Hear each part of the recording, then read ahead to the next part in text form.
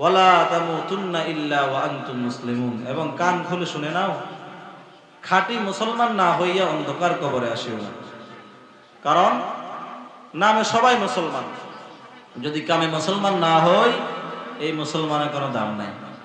রমজান আলী নাম রাখলে যেমন রোজাদার হওয়া যায় না, ঈমান আলী নাম রাখলে যেমন ঈমানদার হওয়া যায় না, আজকে সমাজের ভিতরে কিছু মুসলমানদার নামদারি না আমাদের মুসলমান ভাইরা আছে, নামে মুসলমান কিন্তু কামে কোনো কিছুর খবর নাই। আল্লাহ এদেরকে ইঙ্গিত করে বলেন, ওয়ালা তামুতুন্না ইল্লা ওয়া আনতুম মুসলিমুন, হে দুনিয়ার নামদারি মুসলমানেরা, খাঁটি মুসলমান না হইয়া অন্ধকার কবরে আসিও না। কারণ অন্ধকার ঘর, সাপের ঘর, বিচ্ছুর ঘর, কঠিন এক আতঙ্কের জায়গা হলো কবর। এই কবরের ভিতরে তোমরা নেক আমল ছাড়া আসিও না। নেক আমল ছাড়া যদি কবরের ভিতরে আসো, তাহলে কবরের দুই পাশের মাটি তোমাদেরকে এমন জোরে ছাপ মারবে, রাসূল আরবি বলেন ছাপের সাথে সাথে ফাজরের হাত একটা আরেকটার ভিতরে ঢুকে যাবে।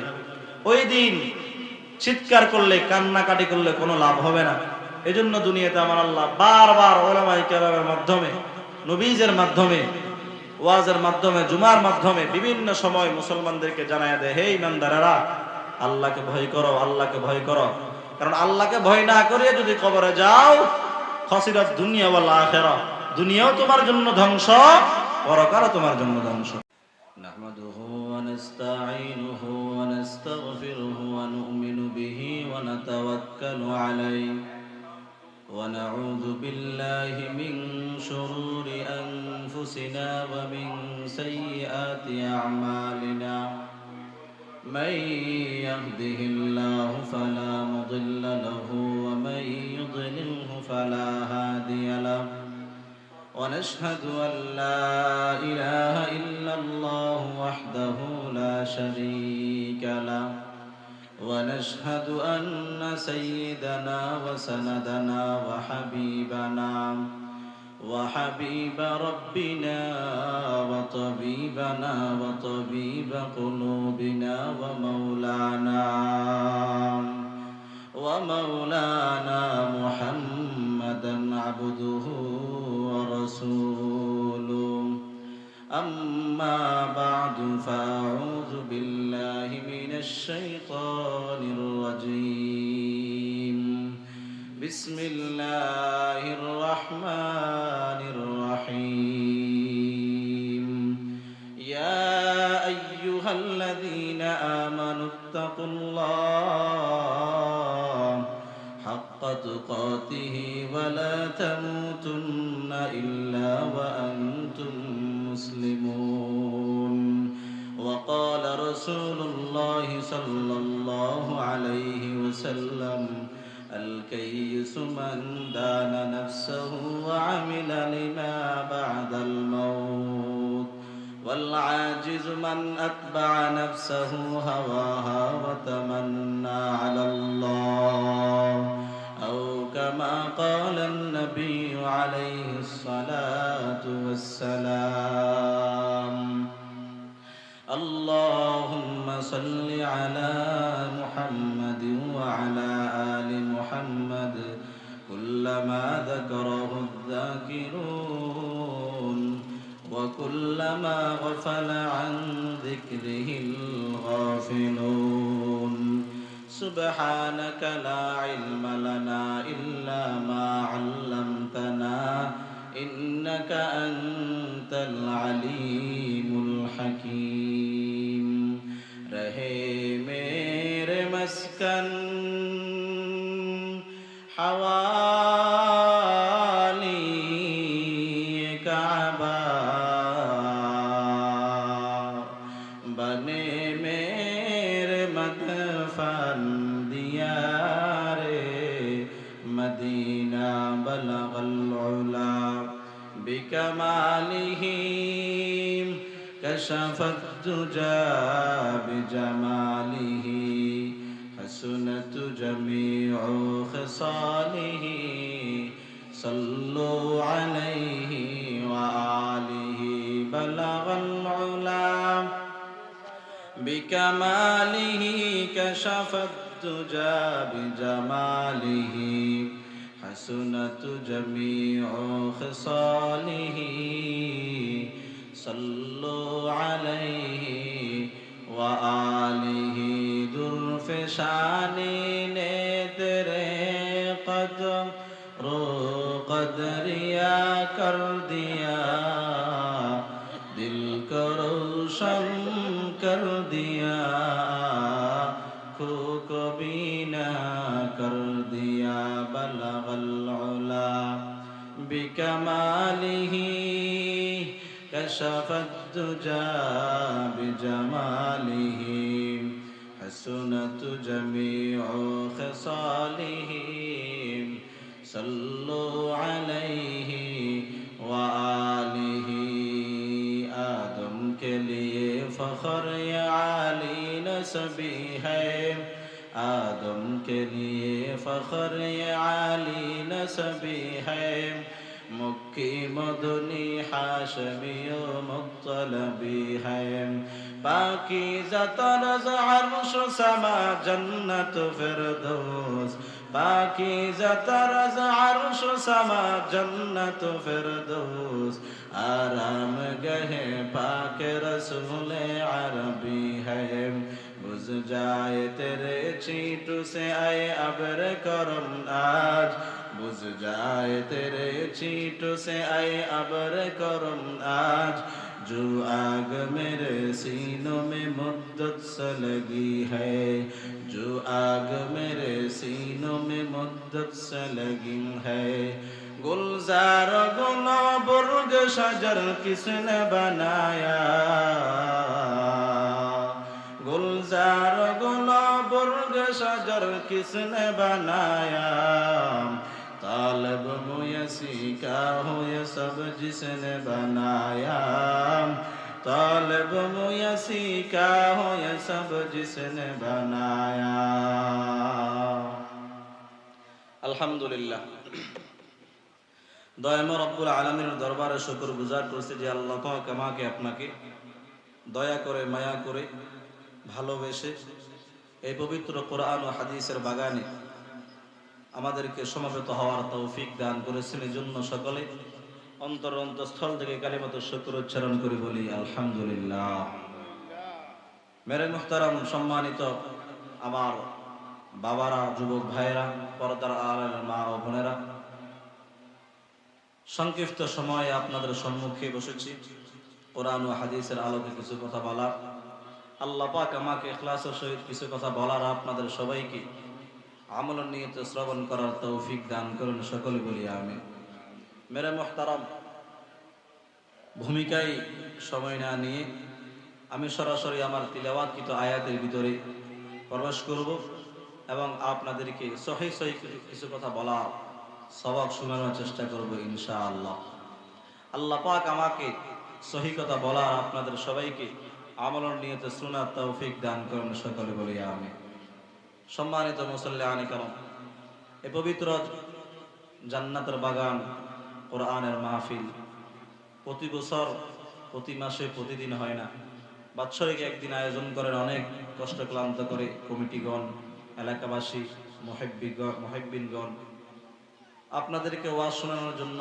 নসিহত শোনানোর জন্য এই আয়োজনটা করা হয় কিন্তু দুঃখের বিষয় হলো সত্য সেই সকাল থেকে আলোচনা শুরু হয়েছে এখন লম্বা সময় পেরিয়ে গেল কিন্তু এখনো আমাদের মুসলমান ভাইদের দিলে এই আওয়াজগুলো লাগে নাই যদি আজকে মাহফিল তাদের কাছে মূল্যবান মনে হতো আমার মনে হয় পুরা প্যান্ডেলটা ভরে যেত তাদের কাছে দুনিয়ার নাচ গান দুনিয়ার নর্তকী দুনিয়ার দোকানঘাট ব্যবসা বাণিজ্য এগুলোই প্রিয় এজন্য ওটা নিয়েই পড়ে আছে কিন্তু জান্নাতের বাগান যেটা এটা আসার কোনো খবর আমাদের নাই অথচ রাসূল আরবি সাল্লাল্লাহু আলাইহি সাল্লাম বলেন হে আমার সাহাবায়ে কেরাম তোমরা দুনিয়াতে জান্নাতের বাগানে বেশি বেশি বিচরণ করো সাহাবায়ে কেরাম আরজ করলেন ইয়া রাসূলুল্লাহ জান্নাতের বাগান কি কেমনে বিচরণ করব তারা রাসূল আরবি বললেন দুনিয়াতে যে জায়গায় কোরআন ও হাদিসের আলোচনা করা হয় ওই জায়গাটা হলো দুনিয়ার জান্নাতের বাগান তোমরা ওখানেই বেশি বিচরণ করো কিন্তু আজকে নবীজির হাদিস অনুযায়ী আমরা জান্নাতের বাগান পাই ঠিক কিন্তু আমরা জান্নাতের বাগানে বসতে রাজি না আমি সবার প্রতি বিনীত আরজ করব যারা দোকান পাটে বিভিন্ন জায়গায় এখনো বসে আছেন, আল্লাহর ওয়াস্তে আপনারা সবাই ভিতরে চলে আসেন। আলহামদুলিল্লাহ, আমাদের দাওয়াতে মেহমানগণে কে কে আমাদের মাঝে উপস্থিত হবেন, সবাই আলোচনা করবেন, প্রাণ ভরে আলোচনা শুনতে পারবেন। আল্লাহ পাক আমাদের সবাইকে কবুল করুন, সকলে বলি আমিন। সম্মানিত হাজিরিন, আল্লাহ পাক রব্বুল আলামিন আমার তিলাওয়াতকৃত আয়াতের ভিতরে বলেন, ইয়া আইয়ুহাল্লাযীনা আমানুত্তাকুল্লাহ, হে ঈমানদারেরা, ইত্তাকিল্লাহ, তোমরা আল্লাহকে ভয় করো। বলেন না বাবারা, আল্লাহ কাকে ভয় করার জন্য বলছেন? আল্লাহকে। কাদেরকে বলছেন? মুমিনদেরকে। মুমিনরা যেন কাদেরকে ভয় করে? আল্লাহকে ভয় করে। হাক্কা তুকাতিহি, ভয় করার মতো ভয় করো। যেমন ভয় করেছেন সাহাবায়ে কেরাম আল্লাহকে, যেমন ভয় করেছেন নবীরা আমার আল্লাহকে, অনুরূপ ওইভাবে আমার আল্লাহকে ভয় করো। ওয়ালা তামুতুন্না ইল্লা ওয়া আনতুম মুসলিমুন, এবং কান খুলে শুনে নাও, খাঁটি মুসলমান না হইয়া অন্ধকার কবরে আসিও না। কারণ নামে সবাই মুসলমান, যদি কামে মুসলমান না হই, এই মুসলমানের কোনো দাম নাই। রমজান আলী নাম রাখলে যেমন রোজাদার হওয়া যায় না, ঈমান আলী নাম রাখলে যেমন ঈমানদার হওয়া যায় না, আজকে সমাজের ভিতরে কিছু মুসলমানদার নামদারি না আমাদের মুসলমান ভাইরা আছে, নামে মুসলমান কিন্তু কামে কোনো কিছুর খবর নাই। আল্লাহ এদেরকে ইঙ্গিত করে বলেন, ওয়ালা তামুতুন্না ইল্লা ওয়া আনতুম মুসলিমুন, হে দুনিয়ার নামদারি মুসলমানেরা, খাঁটি মুসলমান না হইয়া অন্ধকার কবরে আসিও না। কারণ অন্ধকার ঘর, সাপের ঘর, বিচ্ছুর ঘর, কঠিন এক আতঙ্কের জায়গা হলো কবর। এই কবরের ভিতরে তোমরা নেক আমল ছাড়া আসিও না। নেক আমল ছাড়া যদি কবরের ভিতরে আসো, তাহলে কবরের দুই পাশের মাটি তোমাদেরকে এমন জোরে ছাপ মারবে, রাসূল আরবি বলেন, ছাপের সাথে সাথে ফাজরের হাত একটা আরেকটার ভিতরে ঢুকে যাবে। ওই দিন চিৎকার করলে, কান্নাকাটি করলে কোনো লাভ হবে না।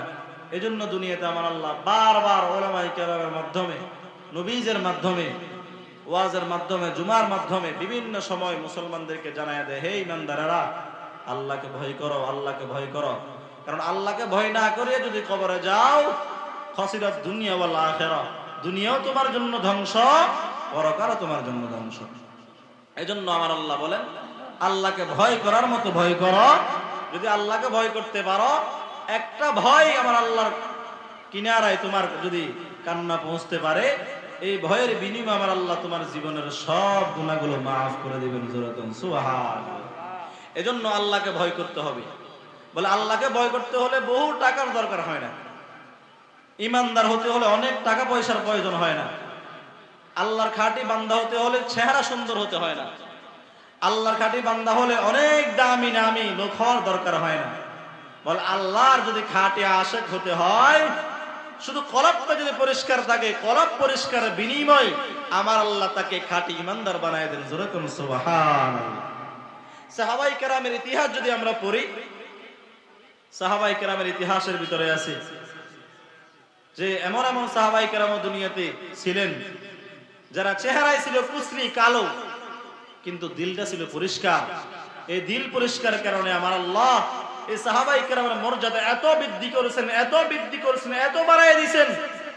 সাহাবী থাকতেন দুনিয়াতে, কিন্তু এই সাহাবীর পায়ের আওয়াজ সরাসরি জান্নাতে বাজতো। জোরে বলুন সুবহানাল্লাহ।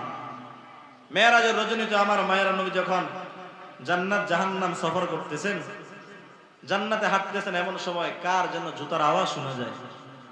রাসূল আরবি জিজ্ঞাসা করলেন, হে আমার জিবরাইল ভাই, আমি তো জান্নাতে একা, তুমি ছাড়া আর কেউ নাই, জান্নাতে আওয়াজ শোনা যায় কার? রাসূলকে জিবরাইল ডাক দিয়া, গো পয়গম্বর, যে ব্যক্তির পায়ের হাঁটার আওয়াজ আপনি শুনতেছেন, এই ব্যক্তি দুনিয়াতে আপনার অন্য কোন সাহাবী না, এই ব্যক্তি হলো আপনার কালো সাহাবী হাবশী হযরতে বিলাল রাদিয়াল্লাহু তাআলা আনহুর পায়ের আওয়াজ। এরকম সুবহানাল্লাহ। তাহলে বোঝা গেল কি, ঈমানদার হতে হলো চেহারার সুন্দরের দরকার নাই, ঈমানদার হতে হলে টাকাওয়ালার দরকার হয় না, ঈমানদার হতে হলে উচ্চ বংশের দরকার হয় না, ঈমানদার হতে হলে জান্নাতি হলে বহুত নামি দামি হওয়ার দরকার হয় না। কলবটা যদি সুন্দর হয়, আল্লাহ তারা দামি বানায় দেন। জোরে বলুন সুবহানাল্লাহ। এই বিলাল রাদিয়াল্লাহু তাআলা আনহু কেমন সাহাবী ছিলেন, তিনার ঈমান কেমন শক্ত ছিল, তিনাকে আল্লাহ কত পাওয়ার দিয়েছেন। সাহাবায়ে কেরামদের ইতিহাস যখন পড়া শুরু হয়ে যায়, সহ্য করার মতো হয় না। এই বেলাল কে, কোত্থেকে এলো? হাবশির গোলাম, হাবশি থাকতো। এমন সময় শুনলো মক্কা নগরে যে একজন মহামানব এসেছে, যার নাম ছিল মুহাম্মদ। এই মুহাম্মদের নাম শুনেই কালেমা পড়ে মুসলমান হয়ে গেছে। বেলাল মুসলমান হওয়ার পরে বেলালের জায়গায় ছিল, বেলাল একজন ব্যক্তির গোলাম ছিল, যার নাম ছিল উমাইয়া। উমাইয়ার গোলামি করত আর মুহাম্মদের রবের জিকির করত। লম্বা ইতিহাস। বেলাল সারাদিন উমাইয়ার গোলামি করত, উমাইয়ার কাজ করত। রাত্রিবেলা যখন সুযোগ পাইতো আমার রবের নামের জিকির শুরু করত, আহাদ আহাদ আহাদ বলে চিল্লাইত। উমাইয়া মাঝে মাঝে বেলালকে বেত্রাঘাত করতো আর বলতো, ওই বেলাল, তোকে খাওয়াই আমি, পড়াই আমি, সবকিছু দিই আমি, তুই কাকে আহাদ আহাদ বলো? বেলাল ডাক দিয়া কয়, উমাইয়া, তোকে যে আমার আল্লাহ বানাইছে, আমাকে যে আমার আল্লাহ বানাইছে, আমি ওই মাওলার জিকির করি, আমি ওই আল্লাহকে আহাদ আহাদ বলি। জোরে কোন সুবহানাল্লাহ। উমাইয়া ডাক দিয়া কয়, বেলাল, না না, তুই আমার ঘরে আসো, আমার কিছু খাও, আমি তোকে সব কিছু দিই, অতএব আমি ছাড়া অন্য কোনো নাম তোর মুখে যেন না হয়, তোর সব কিছুর মালিক আমি। উমাইয়া, বেলাল ডাক দিয়া কয়, উমাইয়া রে, তুমি যদি আমাকে জবাই করে ফেলো, হত্যা করে ফেলো, তারপরও আমি স্বীকার করব না, কারণ তোমাকে যে আমার আল্লাহ বানাইছেন, আমাকে যে আমার আল্লাহ বানাইছেন, আমি ওই আল্লাহর জিকির ছাড়া দুনিয়াতে আর কারো জিকির করতে পারবো না। জোরে কোন সুবহানাল্লাহ। উমাইয়া ডাক দিয়া কয়, বেলাল, কিছু দান করি, আমি তোকে সব কিছু আমি নিজের পক্ষ থেকে তোকে আমি দিয়ে সহযোগিতা করি। এরে বেলাল, তুই আমি উমাইয়া ছাড়া অন্য কোন নাম তোর মুখে আনবি না, জপবি না। বেলাল ডাক দিয়া কয়, উমাইয়া, আমার রব আমাকে এত সুন্দর করে বানাইছেন, যে মালিক আমাকে কথা বলার জন্য শক্তি দান করেছেন, যে মালিক আমাকে বলার জন্য বাক শক্তি দিয়েছেন, আমি ওই মালিকের নাম ছাড়া দুনিয়াতে কারো নাম জপতে পারবো না। উমাইয়া, মদিনার মানুষ, এই মদিনার অলি গলিতের ভিতরে আমার মায়ের নবীর পবিত্র কদম মুবারক পড়েছে। এই মদিনার ভিতরে আমি ইমাম মালিক যদি জুতা পরিধান করে হাঁটি, তাহলে আমি ইমাম মালিকের বড় লজ্জা হয়। এই জন্য আমি মদিনার ভিতরে জুতা পায়ে পরিধান করি না। বলে, কেন করো না? বলে, আমি মদিনায় যেই জায়গায় যাই, ওই জায়গায় নবীজির ইশক মুহাব্বতের মেশক আম্বরের গ্রাম পাই। জোরে কোন সুবহানাল্লাহ। মদিনা নাম কত সুন্দর,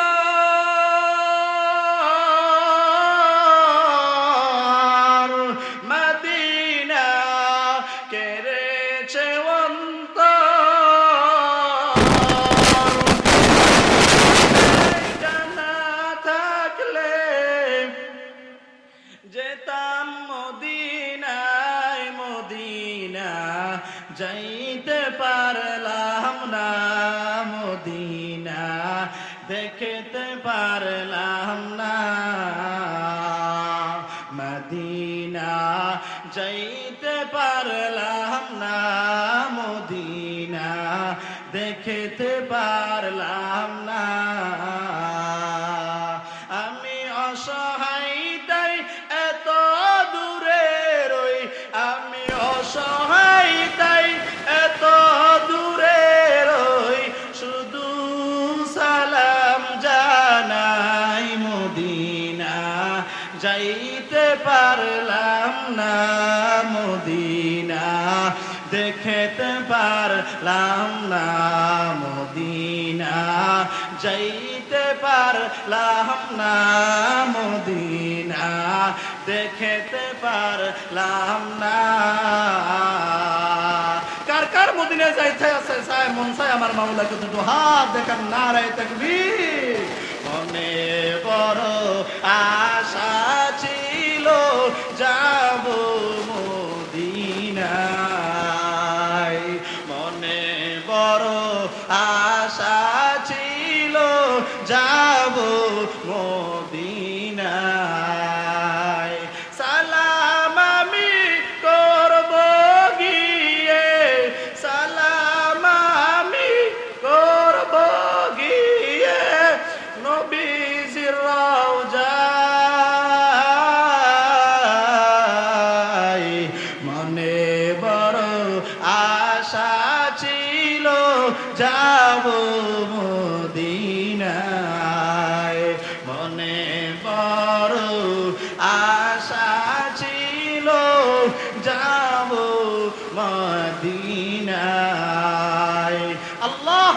সবাইকে হযরতে বেলাল রাদিয়াল্লাহু তাআলা আনহুর মতো ঈমান নিয়ে দুনিয়াতে জীবন যাপন করে কবরে যাওয়ার তৌফিক দান করুন। সকলে বলি আমিন। আর জোরে বলি আমিন। সংক্ষিপ্ত সময়ে কথা বলেছি, সফকাতুল লিসানের কারণে কোনো কথা বলতে হয়।